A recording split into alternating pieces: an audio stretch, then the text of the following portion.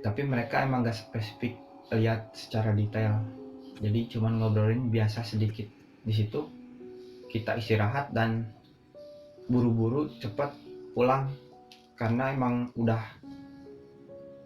bisa dibilang udah molor waktunya, udah lama banget. Kita turun, kita istirahat, kita beres-beres, packing lagi buat perjalanan pulang. Setelah semuanya udah di packing, barang-barang udah sampai ke mobil, alhamdulillahnya Pani udah stay di situ sebelumnya. Jadi pas kita turun tuh Pani udah ada gitu, jadi nggak perlu nungguin lagi. Nah, kita turun dari base camp tuh perjalanan pulang sekitar jam 2 malam. Kita berangkat dari base camp itu sekitar jam 2 malam. Posisi di mobil itu saya minta paling depan. Yang lain sebelumnya kan posisinya saya di paling belakang di mobil. Nah, saya minta request lah ke yang paling depan, Rijal, buat tuker posisi. Jadi saya yang paling depan untuk nemenin Ani yang nyupir, yang jadi supir. Saya sambil di perjalanan kita ngobrol lah, ngebahas yang tadi masalah pendakian dan yang lain-lain. Gak lama di perjalanan kita kehabisan topik nih. Saya dan Pani udah nggak ada topik, kita sama-sama diam di situ. Terus teman-teman saya itu udah pada kelelahan mungkin ya, jadi udah langsung pada tidur. Jadi yang cuman masih bangun itu saya sama Pani doang di situ. Pas kita mau turun lewat tikungan belokan ke kiri yang tajam itu, Pani nyorotin lampu tembaknya buat nandain bahwa kita bakal mau turun duluan. Pas banget saya juga ngerasa ada yang aneh pas mau belok itu. Jadi jalannya lurus dulu, pas mau belok gitu saya di situ kayak ada yang hilang gitu atau ketinggalan barang. Pikiran saya kayak gitu. Jadi saya nyari-nyari gitu, nggak ada mana gitu yang hilang. Padahal barang-barang saya kayak dompet sama HP itu di tangan saya di situ. Tapi saya pikirannya ada yang kurang gitu. Saya kemana-mana liatnya. Walaupun emang kayak gitu, saya masih tetap ngeliat ke depan, ujung mata saya ke depan. Pas barengan juga kayak gitu, Pani nyorotin lampu tembaknya buat nandain jalan mau turun. Di situ ada sosok kuntilanak yang lagi di pinggir jalan diem.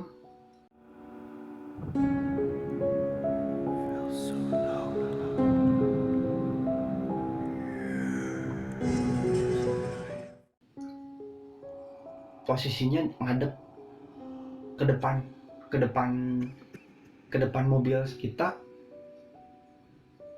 Kuntilanaknya diam di pinggir sebelah kiri.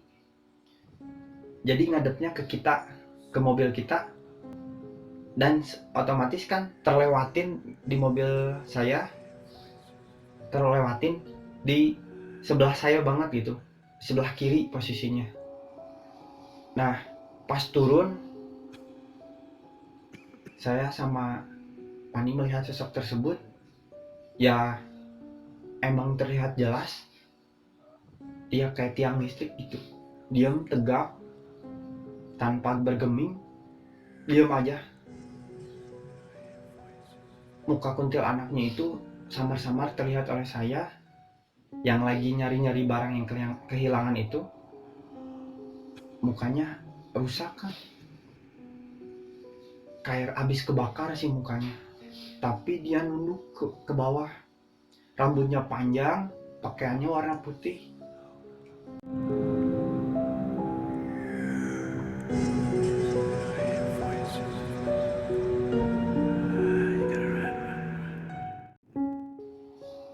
Pani di situ melihat langsung lah sosok tersebut dengan jelasnya, walaupun saya emang sedikit melihat dengan ujung mata kepala saya, tapi saya langsung memastikan di situ melihat spion sebelah kiri, dan ternyata saat kita melewati tikungan itu dia masih terdiam tanpa bergerak sedikit pun di situ.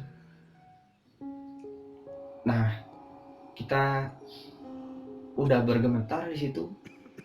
Terus Pani bertanyalah ke saya, "Dra, tadi lihat nggak yang sebelah Hendra sosok itu warna putih?" Dan saya ngejawab, "Saya juga ngelihat." Dia emang di situ obrolan kita langsung skip dan berhenti karena masih terbayang-bayang sosok tersebut. Walaupun emang saya melihat dengan samar, tapi emang benar-benar terasa dan terlihat jelas sosok tersebut di situ. Saya langsung mikir, apa emang sosok tersebut itu yang ada di gunung tadi yang dilihat oleh Ririn sama Nanda. Nah, di perjalanan itu saya masih terngiang-ngiang sosok tersebut, dan emang hari pun menuju ke pagi. Setelah pagi saya udah merasa lega dan ngelupain semua hal itu. Coba sebenarnya ngelupain hal itu karena emang walaupun dilupain tapi tetap susah, masih terbayang-bayang.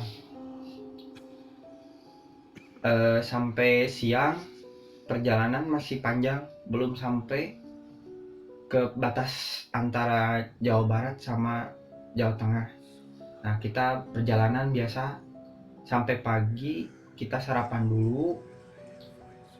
Sampainya sampai setelah sampai di Cimahi, kita beres-beres lagi di kita beres-beres lagi dari lokasi tempat kita berangkat. Kita pulang sampai di rumah. Setelah semuanya udah sampai pulang ke rumah, hari udah mulai malam lagi. Nah, pas saya sendiri di rumah, pas mau tidur di rumah, padahal posisi badan saya emang udah lelah ya, tapi ngerasa emang masih ada gitu sosok tersebut dalam ingatan saya di rumah itu. Jadi masih belum bisa tidur di situ, walaupun badan emang capek banget, tapi di rumah nggak bisa tidur karena masih mikirin sosok itu. Udah berapa lama kemudian di grup kita di WA ada wacana buat kumpul lagi nih dari tim itu, tim pendakian yang tadi, tim Gunung Sumbing. Kita kumpul, acaranya itu pas peringatan sudah lebaran. Kita kumpul lagi di rumah Risa. Kita hampir semua anggota kumpul lagi di situ, terkecuali El dan Pani yang nggak ikut. Nah, pas di rumah Risa, kita cerita-cerita lagi lah masalah pendakian kita waktu di Gunung Sumbing itu, yang benar-benar bikin banyak pelajarannya itu. Saya nyeritain pengalaman pribadi saya juga waktu di rumah Risa itu, dari awal pendakian sampai pulang, dan yang lain juga sama-sama ceritain. Nah, pengalaman yang menarik itu saat ada di Risa. Dia nyeritain sosok-sosok yang emang bisa disebutkan dia itu anak yang agak bisa melihat gitulah. Jadi bisa penglihatannya sedikit melihat dengan peka dengan sosok-sosok tersebut. Dia bilang saat di pos 1 itu, waktu kita mau turun dari pos 1, kan kita break dulu tuh waktu Nanda lagi nggak sadarkan diri sebentar di situ. Sebentar di pos 1 kita break. kata Risa, dia melihat sosok pocong di atas kepala Nanda. Pocong itu melayang di atas kepala Nanda, dan sosok hitam besar banget di pos 1 saat kita kumpul di situ. Emang saya juga ngerasa di situ emang benar-benar beda dan panas gitu, rame. Ternyata emang bisa disebutkan benar juga, Risa melihat sosok tersebut di situ. Jadi Risa sebelumnya juga saat ketemu emangnya, ngobrol dengan emangnya yang bisa disebut orang yang bisa. Ceritalah emangnya kepada Risa dan diceritakan lagi kepada kita yang ada di rumahnya Risa itu. Kata emangnya Risa itu, hawa yang benar-benar anget di tenda kita yang laki-laki semua itu ada yang ngisi juga. Jadi hawanya itu hangatnya tuh beda, nggak seperti hangat yang normal pada umumnya, tapi hangatnya emang di luar nalar gitu. Ternyata emang kata emangnya itu yang ngisi juga ada di tenda cowok.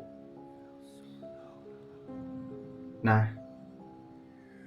emangnya cerita kayak gitu, dan emangnya juga bilang emang si sosok yang cewek itu emang ngegangguin dari tempatnya itu di antara pos 1 menuju pos 2. Nah di situ, dan di situ emang vegetasinya emang benar-benar rapat gitu, walaupun emang bisa terlihat cahaya matahari pada saat siang hari, tapi pas kita berada di posisi pos 1, pos 2 itu emang hawanya beda.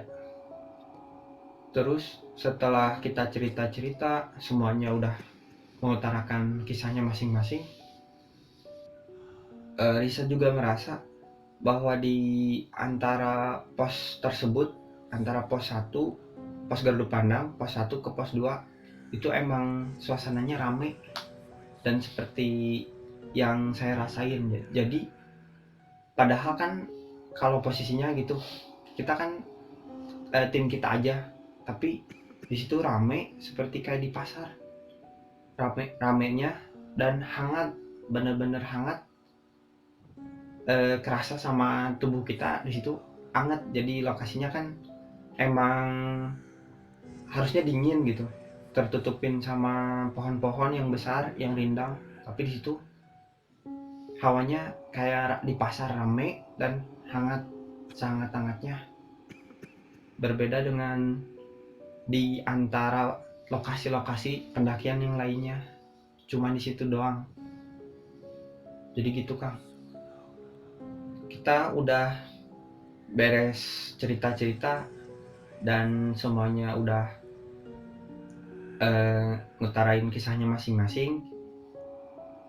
Nah kita pulanglah dari rumahnya Risa dengan mindset bahwa ya emang ada pembelajaran di pendakian kita, bahwa instruksi yang diberikan Basecamp santan dan kopi itu digunakan saat keadaan darurat itu emang gak kita gunakan karena emang kita keburu panik.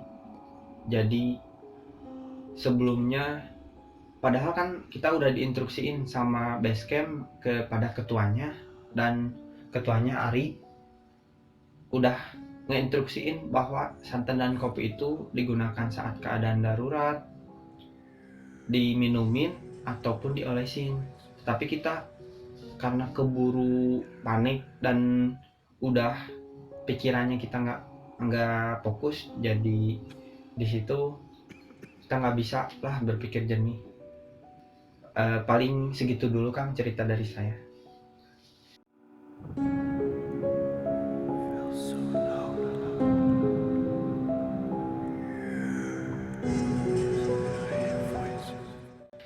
Nah, Ndra, tadi kan udah selesai nih ya ceritanya. Ya. Nah, sekarang kita masuk ke sesi tanya jawab biar lebih spesifik lah ya. Ini pertanyaan pertama dari pintu masuk nih ya. Pintu masuk waktu Hendra ngerasain hal yang beda gitu kan. Nah, bisa dijelasin nggak sih rasanya tuh gimana bedanya tuh? Jadi waktu saya sama teman-teman di Pintu Rimba yang nama aslinya itu Parkiran Suwadas. Nah, kita pas turun ojek itu ngelihat ke belakang itu kan kebun-kebun warga gitu. Terlihat pemandangan yang jelas di siang maupun malam hari.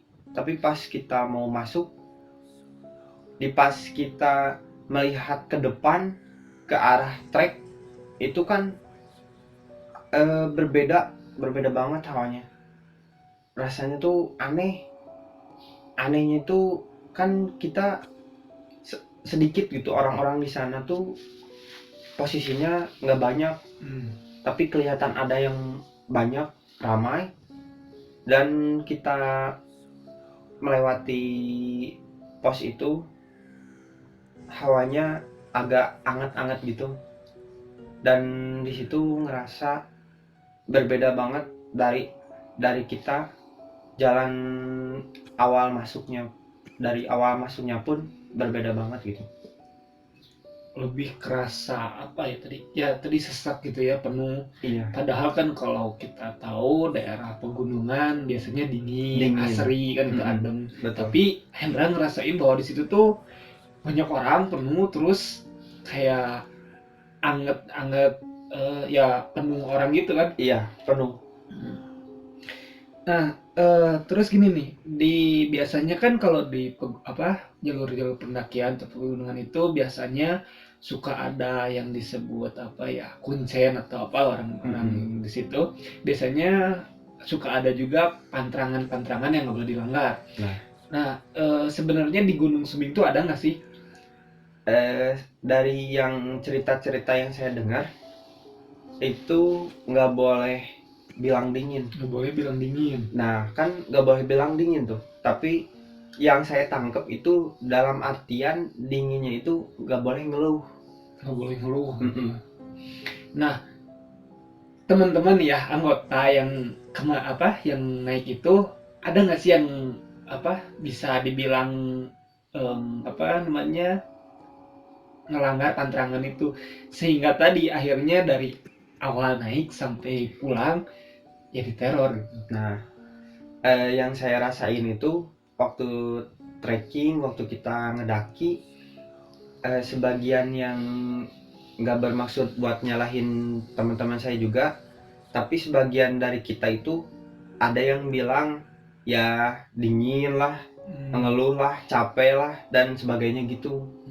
Berarti sebenarnya ada juga sih ya. Ada. Terus biasanya kok sama perempuan ya. Iya. Biasanya yang saya tahu perempuan itu kalau ngedaki kondisinya nggak boleh lagi datang bulan. Iya, betul. Nah, dari 4 perempuan itu ada nggak? Nah, yang saya tahu juga sih ada juga yang masih itu. Oh, mungkin saya tangkap bisa jadi gara-gara itu mungkin ya. Iya, bisa jadi sih. Nah, terus ini nih pertanyaan yang masih kurang jelas sama saya.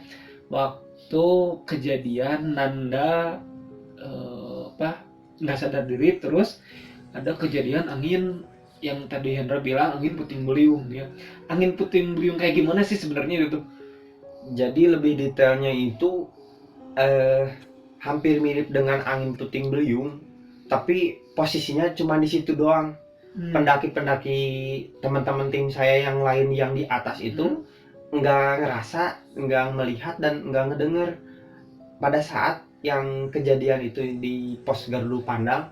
Yang hanya tukang ojek di situ bertiga, dan saya bertiga yang masih sadar, dan Nanda yang masih belum sadarkan diri. Dan di situ hawanya tuh seperti anginnya yang dinaikkan pas di situ doang. Terus kayak si penutup di pos Gardu Pandang itu kan terbuat dari asbes dan seng, itu sampai berbunyi dan seperti diturunkan lagi langsung dijatuhkan. Jadi si anginnya itu ngebawa barang-barang yang ada di situ bisa disebut penutup-penutup buat pos gardu pandang itu, terus berisik lah, chaos banget di situ kayak gitu. Chaos tapi yang lain nggak denger ya? Nggak dengar, hanya orang-orang di situ aja. Cuma di situ aja. Iya. Nah sama ini nih, penasaran nih sama 3 orang tukang ojek. Nah kan tadi Hendra bilang tiba-tiba 3 orang tukang ojek ini tiba-tiba nolongin. Padahal waktu tadi nyari sinyal nelpon ke base camp nggak ada orang yang bisa nolongin kan pada saat itu. Iya. Terus tiba-tiba ada tukang ojek. Itu gimana ceritanya tiba-tiba bisa datang tukang ojek itu? Jadi waktu Nanda nggak sadarkan diri itu, pas kita nungguin sinyal dan El ngehubungin pihak basecamp, kebetulan juga ada yang turun dari pendaki yang lain, ada sepasang pendaki yang lagi turun. Dan sebelumnya itu dengar ceritanya tukang ojeknya itu, katanya dia juga tersesat, kelihatan dari waktu perjalanan turun itu senternya terlihat terbayang-bayang ke jalan yang bukan semestinya. Dan pas dia udah lewatin jalan yang benar ke trek yang kita lagi istirahat itu nungguin pertolongan itu, kita minta tolong lah ke sepasang pendaki itu buat minta tolong juga ke yang di bawah, terutama pihak basecamp, untuk pertolongan yang teman kita Nanda yang masih belum sadarkan diri. Jadi sebenarnya waktu nyari sinyal, waktu mencoba menghubungin, ada sepasang pendaki yang turun, Iya. kan nitip pesan ke sana. Oh iya. Sama ini nih, mungkin agak merinding juga sih mau nanyain terkait dengan sosok kuntilanak yang dilihat. Yang pertama kan tadi dijelasin waktu berada di atas pohon waktu ke center. Mungkin kan di situ tadi jelasin lagi ngadap ke belakang. Terus Hendra juga bilang waktu turun naik mobil ngeliat juga di jalan kan itu. Bisa detail nggak nyeritainnya? Ngegambarin si kuntilanak itu kayak gimana? Jadi waktu pas kita turun itu di pas antara pos 2 menuju pos 1 malam hari, yang melihat hanya Nanda dan Ririn. Saya dengar ceritanya langsung seperti melayang, menggantung gitu di atas pohon, lagi sebelahan pohon gitu. Dan pas Rizal nyorotin senter ke dia menghadapnya ke belakang, jadi melihatnya samar-samar dan cuman kelihatan katanya melayang, baju putih dan rambut panjang, seperti itu katanya. Tapi waktu yang saya melihat langsung dengan Pani di mobil waktu turun, dia itu melayang tegak di samping jalan seperti tiang listrik. Dan waktu kita melewatin itu dia nggak bergerak sedikit pun. Saat saya melihat ke spion pun seperti itu, nggak bergerak sedikit pun. Perawakannya emang seperti wanita, rambut panjang, baju putih, dan putihnya tuh emang terlihat banget pas kita melewatinya langsung. Jadi hampir memantulkan cahaya gitu si bajunya. Namun si rambutnya itu agak lebih detailnya lagi, agak gimbal gitu, dan mukanya menunduk, hampir bisa disebut pucat, tapi kayak gosong kebakar gitu.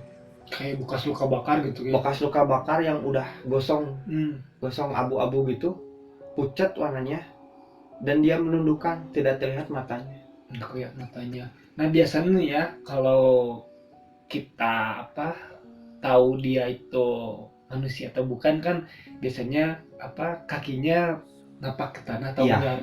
Nah itu kondisi gimana? Kondisinya itu terlihat samar-samar tapi melayang. Jadi nggak kelihatan kakinya. Nggak kelihatan kakinya. Cuman hanya tegak gitu. Oke. Terus ini bikin penasaran juga waktu ngumpul di rumah Risa ya. Iya. Risa bilang ke pamannya, berarti kan tadi pamannya nyeritain bahwa apa tenda yang diisi sama laki-laki juga ternyata ada makhluk lain. Iya. Terus bahkan tadi diceritain ada sosok makhluk hitam tinggi, terus ada pocong yang apa di atas Di kepala atas Nanda. kepala Nanda. Itu Risa sendiri kan yang lihat itu. Kalau untuk melihat yang makhluk di pos 1, yang pocong sama yang makhluk yang besar tinggi besar itu Risa langsung yang melihat. Risa langsung melihat. Tetapi kalau waktu diceritakan oleh pamannya di tenda laki-laki ada yang ngisi juga, yang emang hawanya aneh jadi panas gitu, itu emangnya yang nyeritain kepada Risa. Tapi Risa sendiri emang benar-benar peka terhadap hal yang seperti itu Iya, ya. betul, peka banget. Cuman waktu muncak itu Risa nggak bilang siapa-siapa, berarti kan Enggak. gitu. Pasti nggak akan bilang sebelumnya. Sama ini kapok nggak untuk muncak lagi ke Gunung Sumbing misalnya? Oh, pasti makin penasaran lah. Jadi saya pribadi ya ngerasa jadi makin ada hal menarik di pos-pos tersebut. Jadi di Pia Bowongse ini makin lebih bikin makin lebih tertarik lagi gitu untuk balik lagi ke sana untuk ngebuktiin dan ngerasain lagi hawa yang benar-benar bikin merinding dan bikin ketagihan juga sih pastinya. Ketagihan. Meskipun takut tapi ketagihan gitu ya. Pasti. Oke, teman-teman, sekian dulu kisah kali ini. Terima kasih buat kalian yang sudah nonton sampai akhir. Jangan lupa dukung kita channel Pusara Waktu dengan cara like, subscribe, dan juga komen. Saya Uwai, sampai bertemu di kisah-kisah berikutnya.